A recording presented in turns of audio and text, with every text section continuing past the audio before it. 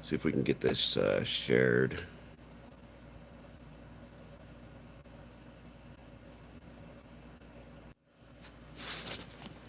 Hello, everybody. I guess we'll just wait for people to come in. Hopefully, they will show up soon.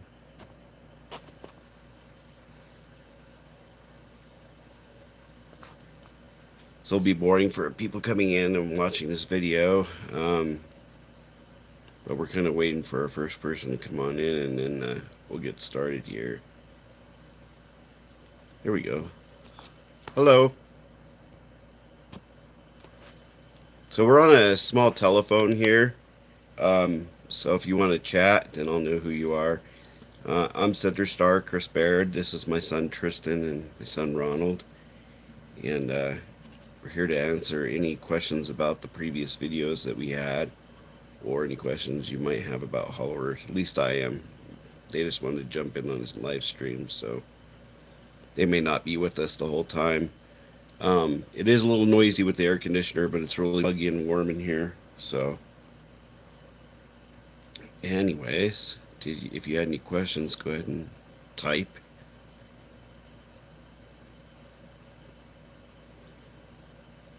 Hopefully, more people will start popping in. You see, top chat. Yeah. Okay.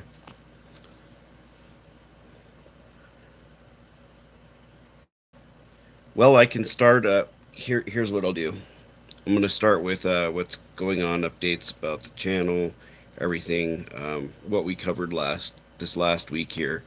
What I covered this last week was starting on Hollow Earth, lesson 1 and lesson 2.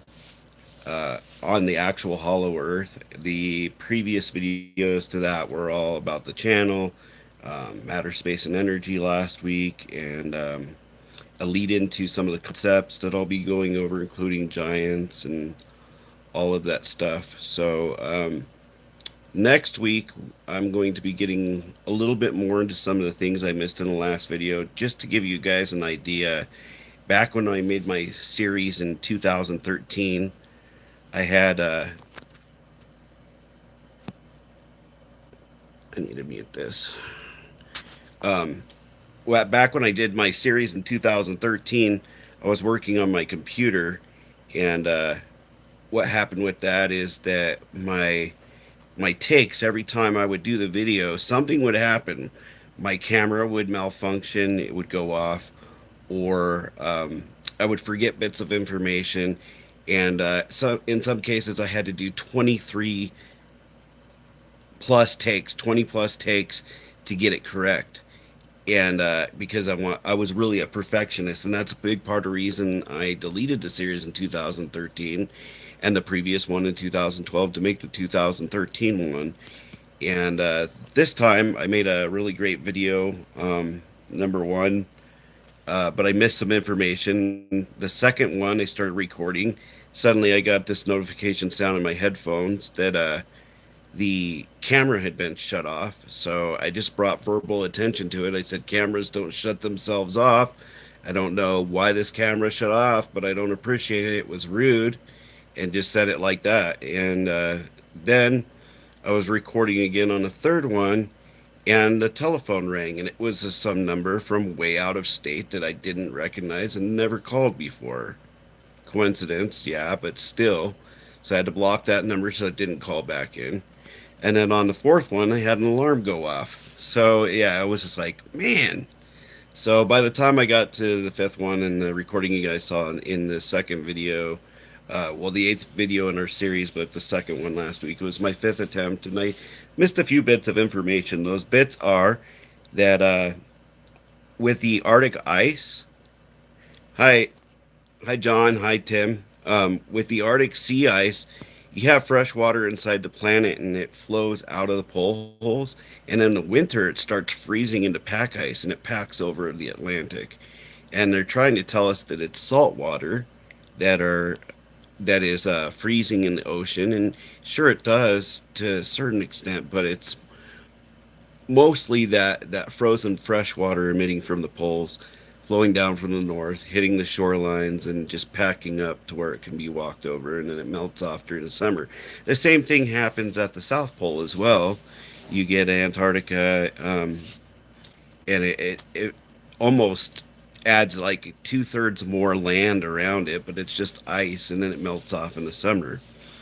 A big part of the reason that Antarctica has pack ice all the time, a lot more than the North Pole does, is because of where we are located in our orbit when it is a South Pole summer. When it's a South Pole summer, our elliptical orbit, it's further away from the sun than when our North Pole is having winter.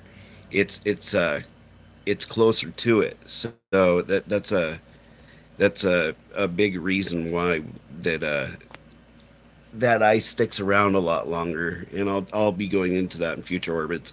For those just coming in, this is Tristan, my son, and this is Ronald. I saw you guys say hi. They just wanted to be in the stream, and that's fine with me.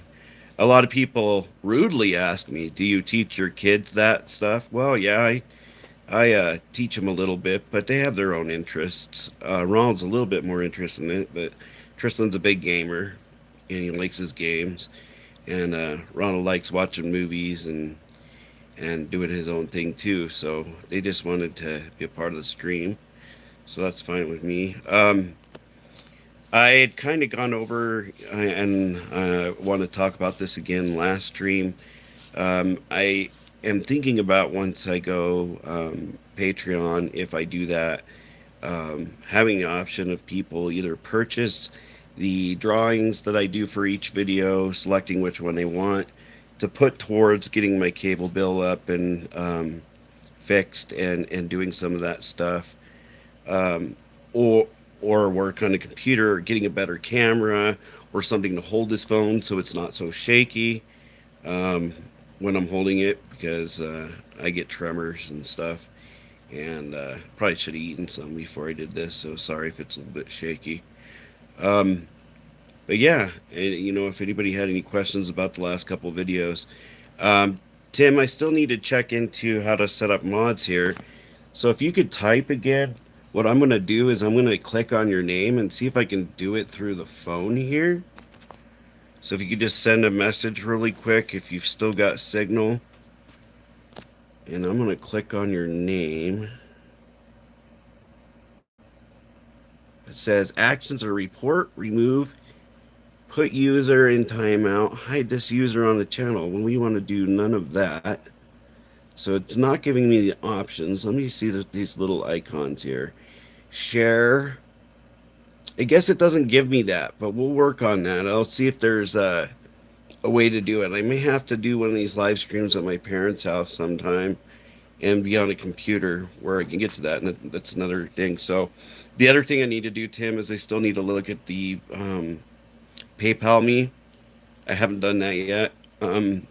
Anybody that's interested in donating towards the channel, um, that the only thing I have available is through my Facebook, doing the same thing that other people I know do, and that's just I have it set up to where donations can go through Christopher Baird there on my messenger, but that's about it. I do have PayPal, but that's not set up yet.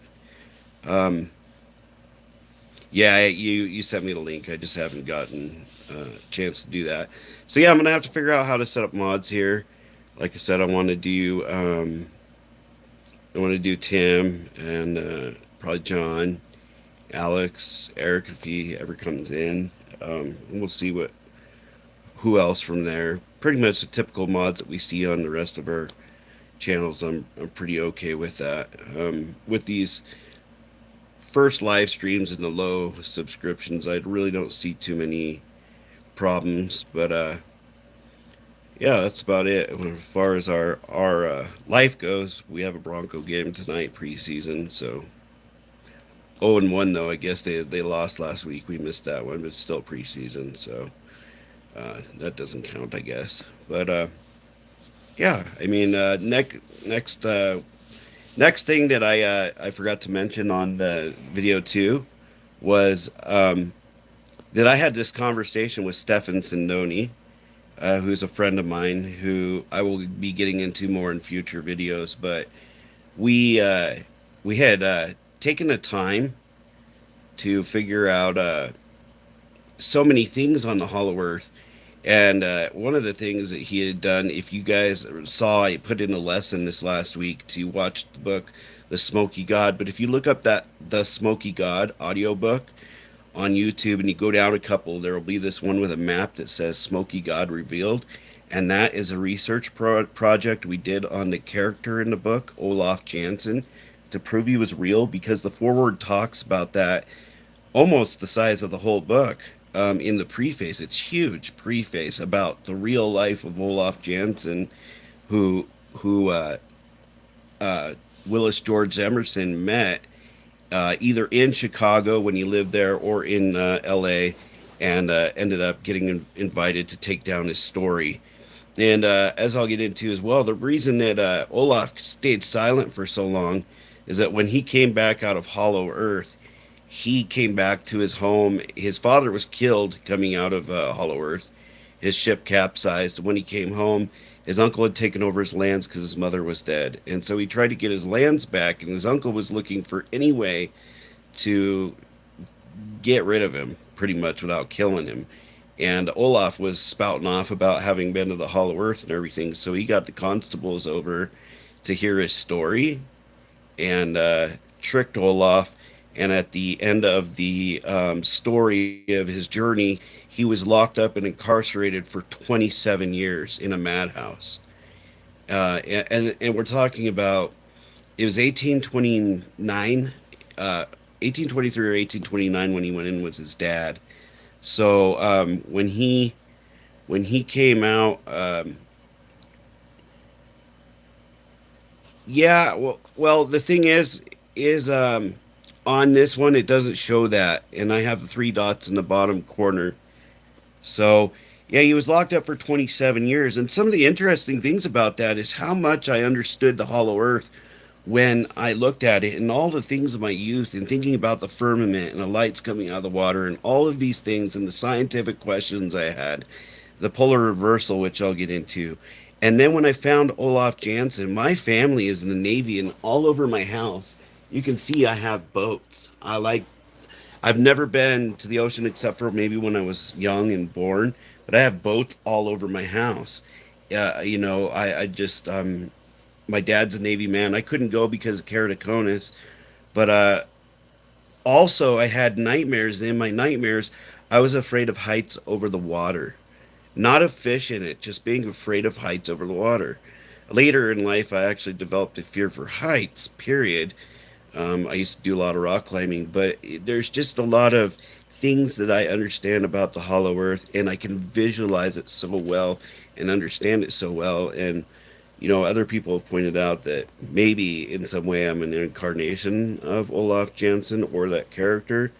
And what I say to that is I don't have any evidence of that, but I do have a fear of that, and I also have a fear of long-term incarceration, even though I've never had long-term incarceration in my life. So, um, yeah, a lot of my fears are in line with the things he went through in his life. The heights over the water would be explained when his boat capsized. His dad drowned and the boat went down, and he was stuck on an iceberg and was rescued by a whaling ship. So yeah, I mean, it's just interesting. Um, so I was talking to Stefan. We were having a phone call, and I was like, "We need to solve how the center star works." And he was like, "What do you think about air conditioning?" And I was like, "Okay, so air conditioning, it's liquid and a gas and stuff like that." And he's like, "No, I mean just the way that metals cool and exchange heat." And I was like, "That's actually a pretty good idea." So after that, I started thinking about it, and that's when I came up. I had already known that there was a secondary polar vortex down to it, taking off the charged particulate that was causing the auroras.